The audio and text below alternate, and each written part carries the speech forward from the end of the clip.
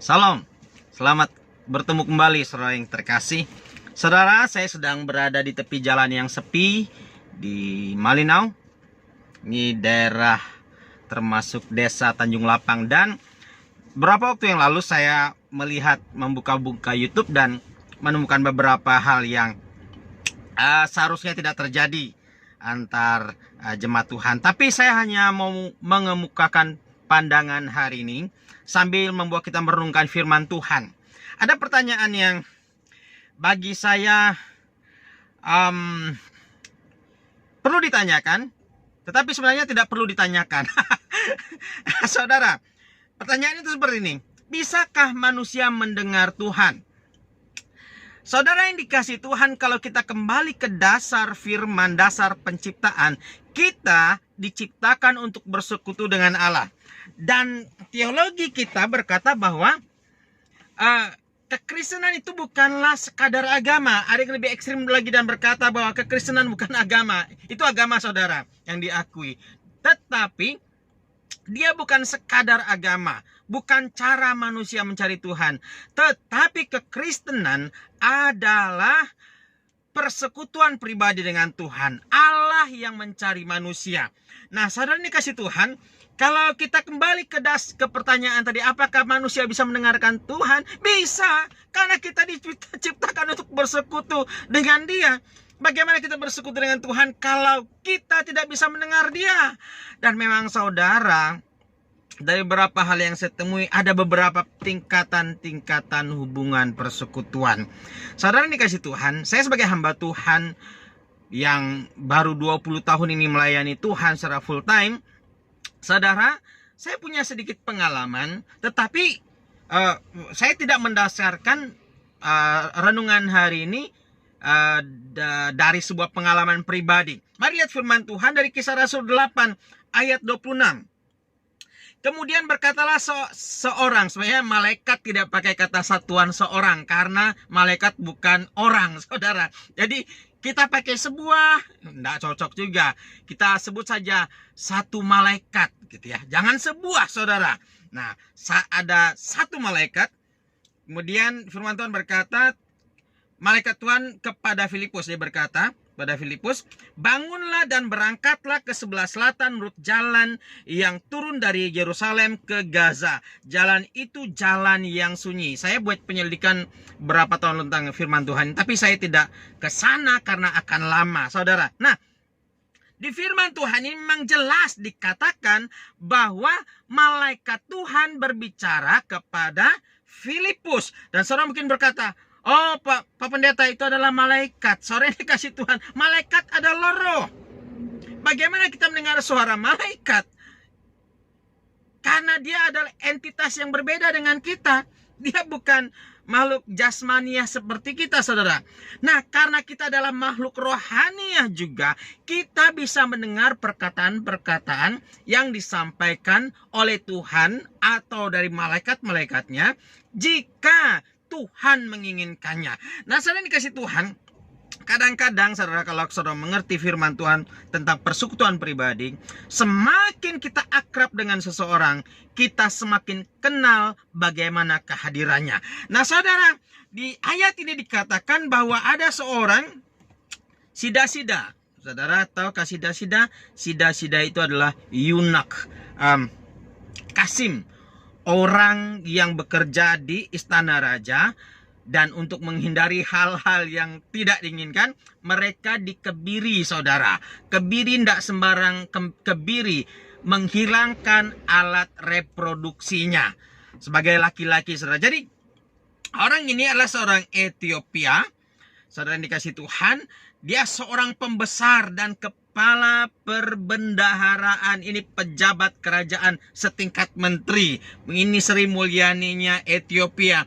Dia pergi ke Yerusalem untuk beribadah. Saudara yang dikasih Tuhan, kalau saudara mengerti firman Tuhan dari Ulangan 28 ayat 1, mungkin saudara kesana nanti ada beberapa ayat di Ulangan, saudara yang dikasih Tuhan, saya tidak ingat persis karena saya di tengah jalan dan saya sedang persiapkan diri banyak sebenarnya untuk ini, hanya karena tergugah karena sebuah pertanyaan. Saudara, Kalau saudara perhatikan sungguh-sungguh dalam Ulangan, orang yang mengalami kerusakan di bagian testisnya, saudara dikasih Tuhan, itu tidak boleh masuk ke dalam tempat kudusnya Tuhan. Dilarang, saudara. Jadi kalau firman Tuhan berkata ia pergi beribadah ke Yerusalem, saudara, saya mau beritahu saudara, orang ini tidak diterima di bait Allah. Karena apa? Karena dia adalah seorang kasim. Dia ditolak di sana.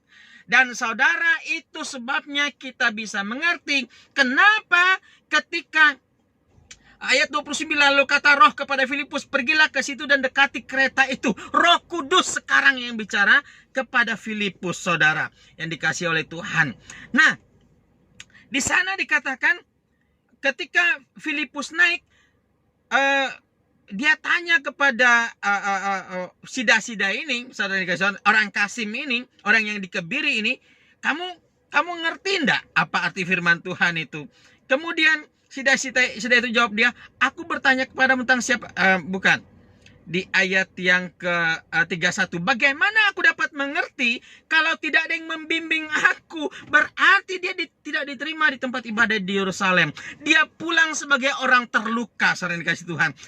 Nah, tetapi orang ini lapar dan haus akan Tuhan. Tuhan mau berbicara kepada dia. Dia utus malaikatnya kepada Filipus berkata, pergi ke jalan ini. Sebenarnya jalan itu suatu yang berbeda. Lain kali saya akan bawakan lebih jelas, saudara. Dan kemudian ketika sampai bertemu dengan sida-sida ini, orang Kasim ini, orang yang dikebiri ini, kepala perbendaharaan ini, kerajaan Ethiopia ini, Roh Kudus sekarang berbicara, naiklah, dekatilah, saudara yang dikasih Tuhan.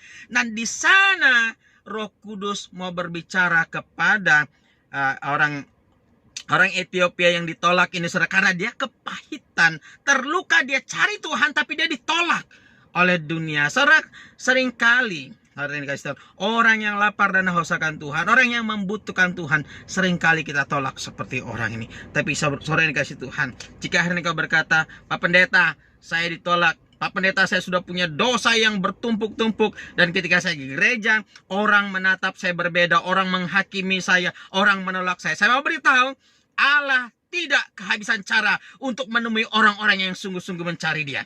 Karena firman Tuhan berkata, orang yang datang kepadanya tidak akan dibuang, saudara. Haleluya. Dan hari seorang yang dikebiri, yang menurut Taurat tidak bisa masuk ke bait Allah, didatangi oleh seorang hamba Tuhan, hanya seorang diaken, saudara. Diaken ini pada masa ini berarti BPJ. Kalau di jemaat kita, Gereja Kami Injil, biasanya pelayan seksi sosial, Badan Pengurus Jemaat seksi sosial, majelis, saudara, bukan pendeta. Yang datang ini adalah seorang diaken BPJ yang dipenuhi roh Allah, yang punya hubungan akrab dengan Allah, sehingga ia bisa mendengar Tuhan. Jemaat sekalian yang dikasihi oleh Yesus Kristus, hari ini saya jawab pertanyaan yang sangat mendasar ini. Apakah orang bisa mendengar Tuhan? Bisa. Filipus membuktikannya. Kadang-kadang Tuhan berbicara kepada kita melalui pendeta, seperti yang sering kita alami, seperti saya sekarang. Saudara dikasih Tuhan, Tuhan menginspirasi saya, dan saya berhenti di tengah jalan tanpa persiapan ini, saudara, kemudian berbicara kepada saudara. Nah, selain itu yang jemaat yang dikasih oleh Tuhan, Tuhan juga bisa berbicara kepada kita langsung melalui malaikatnya, langsung dari Roh Kudus. Saudara ini, orang pada tingkat persekutuan tertentu bisa punya pengalaman ini, saudara. Dan hari ini sida-sida ini seorang BPJ yang Tuhan utus berbicara kepada dia. Itu artinya Tuhan sampai hari ini mau berbicara kepada saudara. Nah, saya dikasih Tuhan Yesus Kristus, saya punya pengalaman. Saya tidak berkata banyak, ada 1-2 lah pengalaman tentang ini. Saya menyebutnya mungkin belasan tahun lalu. Saudara, saya kasih tahu pengalaman yang dulu. Saudara yang dikasih Tuhan, ada seorang ibu menelpon saya dari pulau lain. Saya sedang ada di Bekasi waktu itu, saudara. Dan dari sebuah kota di sebuah pulau lain yang berbeda, bukan di Jawa waktu itu. Nah, saudara yang kasih Tuhan, dia nelpon saya, dia sedang sendirian dan berada di penginapan, tidak ada suami, tidak ada anak-anak, dan besok dia dioperasi karena ada tumor dalam kandungannya, tumor ganas, ada di luarnya, masalah ginjal, dan bermacam-macam, banyak penyakit. Dan saudara yang dikasih Tuhan, sebelumnya 3 hari sebelumnya, ia sebenarnya mengirimkan SMS kepada saya, memberitahu bahwa dia sakit dan akan dioperasi. Saya katakan saya akan puasa untuk ibu 3 hari. Jadi setelah saya berpuasa 3 hari, malamnya sebelum dioperasi, besok paginya dia telepon saya. Nah, saudara dikasih Tuhan, ketika kami ngobrol, saudara dikasih Tuhan, tentang penyakitnya, saya menghibur dia. Dan ketika kami mau selesai, saya mendoakan dia. Dia sedang ada di dalam toilet, saudara. Ya, dia sedang ada di dalam toilet dan lama di sana, maafkan kata-kata saya. Saya berdoa, setelah saya berdoa, saya beritahu dia, oh, ada firman Tuhan yang tiba-tiba muncul dalam hati saya katakan, karena saya tidak persiapkan. Firman Tuhan itu rupanya dari Mazmur 30 ayat 6. Saya tidak ingat alamatnya, saya hanya sampaikan begini. Sepanjang malam ada tangisan, menjelang pagi terdengar sorak-sorai. Nah, saudara yang kasih Tuhan, selesai itu tutup telepon dan saya tidur, saudara. Besok paginya sekitar jam 8, ibu ini menelpon lagi bahwa dia siap-siap menuju ruang operasi. Dan saya kembali mendoakan dia dan dia pergi, saudara Nixon, dan saya pergi mandi. Saudara, itu mungkin sekitar setengah 9 pagi, saudara. Saya ingat, saya masih di rumah kontrakan waktu itu di sebuah pos PI, saudara. Saya lagi mandi, saya lagi pegang shower. Saudara, tiba-tiba saya mendengar kata-kata seperti ini. Ibu itu sudah sembuh. Jelas sekali, saudara. Jelas sekali, dan sayangnya saya lambat sadar, lambat ngerti, saudara. Karena ini bukan sebuah film yang saya setting skenarionya dulu, saudara. Saya lagi pegang shower mandi dan saya dengar ibu yang kemarin itu tadi malam itu sudah sembuh. Saya tanya gini, sembuh? Gimana bisa dia sembuh? Sudah, katanya. Sudah dibuang, semua penyakitnya sudah dibuang ke dalam toilet tadi malam, katanya. Saudara, setelah itu sepi, baru saya sadar. Hei, saya ngobrol dengan siapa? Saudara, saya berbalik seperti ini melihat tidak ada orang. Bagaimana mungkin saya mendengar orang berbicara begitu? Jelas saya sedang pegang shower yang gemericik, saudara. Dan saudara, ketika saya lihat tidak ada ketakutan dan sebagainya, saya mengerti bahwa itu adalah Tuhan yang bicara. Apakah ya, Tuhan yang berbicara, saudara dikasih Tuhan. Dan saya langsung keluar, saudara. Saya mandinya jadi tidak selesai, tidak tuntas. Dan saya langsung SMS ibunya. Saya katakan begini, Bu, Tuhan katakan bahwa ibu sudah sembuh. Demikian. Dan saya tunggu masuk tapi tidak dibalas, saudara. Tahu, saudara, sekitar berapa jam, saya lupa berapa jam, benar-benar saya tidak ingat peristiwanya berapa jam. Tetapi ibu itu kemudian telepon saya berapa waktu kemudian dan berkata, maaf, saya tadi sedang di ruang operasi. Kenapa lama sekali? Saya katakan, karena terlalu banyak diskusi di sana. Kenapa? Semua penyakit saya sudah hilang. Dan ketika saya keluar, saya baca SMS Pak Pendeta bahwa Tuhan sudah memberitahu Pak Pendeta bahwa penyakit saya sudah sembuh. Dan saudara dikasih Tuhan, setelah saya mungkin ada sekitar 18 tahun, 19 tahun sampai hari ini, ibunya masih hidup, saudara. Jadi saya bisa bertanya kepada dia suatu hari kelak kalau kita ketemu. Nah, saudara dikasih Tuhan Yesus Kristus, apakah manusia bisa mendengarkan Tuhan? Iya, karena kita diciptakan itu. Kita tidak diciptakan untuk dengarkan musik jazz. Kita tidak diciptakan untuk mendengar gosip, fitnah, mendengar hamba-hamba Tuhan saling marah dan bertengkar. Hei, tujuan saya diciptakan untuk mendengar Tuhan. Kalau Anda tidak sampai di sana, tanya pada dirimu, kenapa? Saudara, dalam 20 tahun mengejar Tuhan, saya sebenarnya sejak SMA saya mulai cari wajah Tuhan dengan sungguh-sungguh. Karena saya baca Alkitab, betapa akrabnya para nabi, orang-orang biasa seperti Filipus dengan Tuhan. So, kenapa kita tidak? Dan saran dikasih Tuhan, sejak itu saya kejar Tuhan dan saya berdoa, berpuasa 1 hari, puasa 5 hari seminggu, 20 hari cari Tuhan. Dan akhirnya saya punya banyak pengalaman yang nanti saya bisa ceritakan, saya bagi dengan saudara. Dan saya beritahu pada saudara, firman Tuhan katakan, cari dia, kejar dia. Saudara, engkau mungkin pintar secara teologi, engkau punya banyak pengikut, orang banyak kagum dengan perkataanmu. Tapi saya mau beritahu pada saudara, Efesus adalah jemaat yang hebat di daerah Turki sekarang. Tapi Tuhan berkata, kamu bekerja keras, kamu dianiaya, kamu sabar, kamu menguji orang.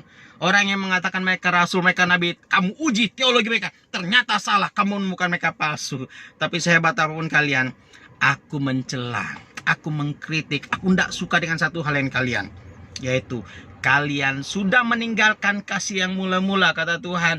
Kasih yang mula-mula, persekutuan akrab pribadi dengan dia, dan kasih kepada sama sudah mulai lenyap. Itu sebabnya semakin kita pintar, semakin kita enak, mudah mengkritik orang dengan perkataan kita seperti pedang menusuk orang lain. Saudara dikasih Tuhan, gereja ada untuk saling mengasihi.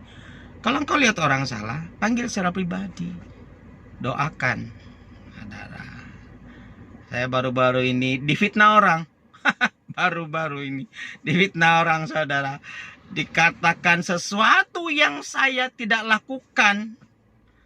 Saya dikatakan memakai uang sembarangan. Belasan juta, saudara.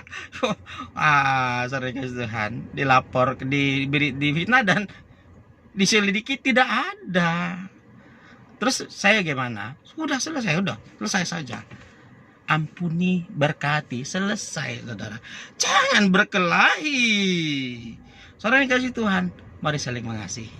Dan dengarkan suara Tuhan. Kalau engkau mendengar suara Tuhan, engkau seperti saya habiskan seluruh hidup saya cari Tuhan. Dan semua orang yang menjadi murid saya pasti tahu selera saya.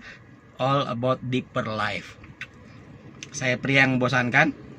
Kasihan istri saya pria yang kurang romantis. Saya jarang ngobrol hal-hal yang lebih banyak mengajar. Di mana, kapan, apapun saya berusaha mengajar tentang siapa Tuhan dan mengejar hal-hal yang lebih baik lagi.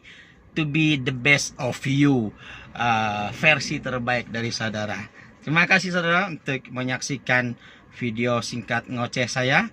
Saya sedang dalam perjalanan ke kebun untuk isolasi mandiri di sana, saudara yang dikasih Tuhan.